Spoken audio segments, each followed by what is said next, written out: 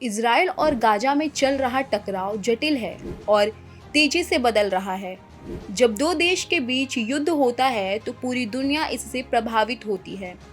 वातावरण, व्यापार, शिक्षा और उन देश में रह रहे लोगों के भविष्य पे इसका बहुत बुरा और गहरा प्रभाव पड़ता है। और अब इस युद्ध पे रोक लगाने के लिए दक्षिण अफ्रीका ने अंतर्राष्ट्रीय न्यायालय में अपील की है। अफ्रीका ने इजराइल पर फिलिस्तीनियों के खिलाफ हत्याकांड के आरोप लगाते हुए अपील की है कि अंतर्राष्ट्रीय न्यायालय राफा पर हो रहे हमलों को तत्काल रोकने का आदेश दे।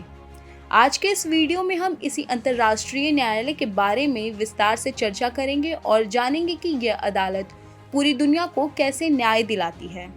अंतर्राष्ट्रीय न्यायालय संयुक्त राष्ट्र का न्यायिक अंग है जो दुनिया के दो देशों के बीच विवाद से जुड़े मामलों का समाधान कराता है और कुछ मामलों पर सलाहकार राय या कानूनी सलाह देता है। यह जून 1945 में संयुक्त राष्ट्र के चार्टर द्वारा द हेग, नीदरलैंड में स्थापित किया गया था और अप्रैल 1946 में इसने काम करना शुरू किया था।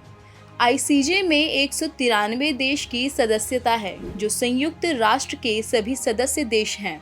इसमें 15 न्यायाधीश होते हैं जिन्हें संयुक्त राष्ट्र महासभा और सुरक्षा परिषद द्वारा 9 साल के कार्यकाल के लिए चुना जाता है। इन न्यायाधीशों को विभिन्न देशों से चुना जाता है। इनके स्थायी सदस्य देश की सूची में चीन, फ्रांस, रूस, यूनाइटेड किंगडम और संयुक्त राज्य अमेरिका शामिल है। अन्य बड़े देशों की सूची में भारत, ब्राज़ील, जापान, जर्मनी और इटली शामिल है और छोटे देश जो इसके सदस्य हैं वो अफगानिस्तान, अल्बानिया, एंटीगुआ, बारबूडा, अर्जेंटीना और ऑस्ट्रेलिया हैं। आईसीजे 2 प्रकार के मामलों पर सुनवाई करता है। पहला, विवादात्मक मामले। ये वो मामले होते हैं जिनमें 2 या 2 से अधिक देश किसी कानूनी मुद्दे पर असहमत होते हैं। ऐसे में केवल संयुक्त राष्ट्र के सदस्य राज्य ही आईसीजे में विवादात्मक मामले ला सकते हैं। दूसरा है परामर्शात्मक मामले। ये वे मामले हैं जिनमें संयुक्त राष्ट्र या उसके विशेष निकाय आईसीजे से कानूनी सलाह मांगते हैं। यहाँ मुकदमे लिखित और मौखिक तर्कों के माध्यम से आयोजित किए जाते हैं। न्यायाधीश बहुमत से निर्णय लेते हैं और उनके फैसले सभी पक्षों के लिए अनिवार्य होते हैं।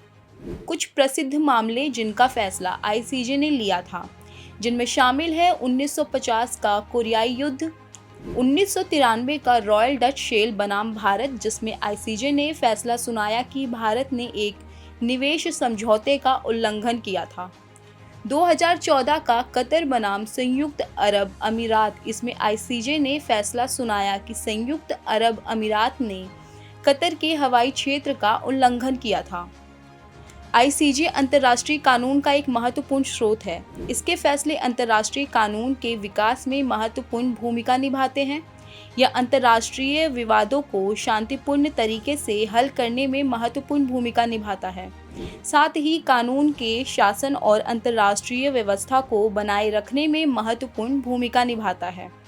आज के कार्यक्रम में बस इतना ही। हम फिर मिलेंगे एक नए कार्यक्रम के साथ।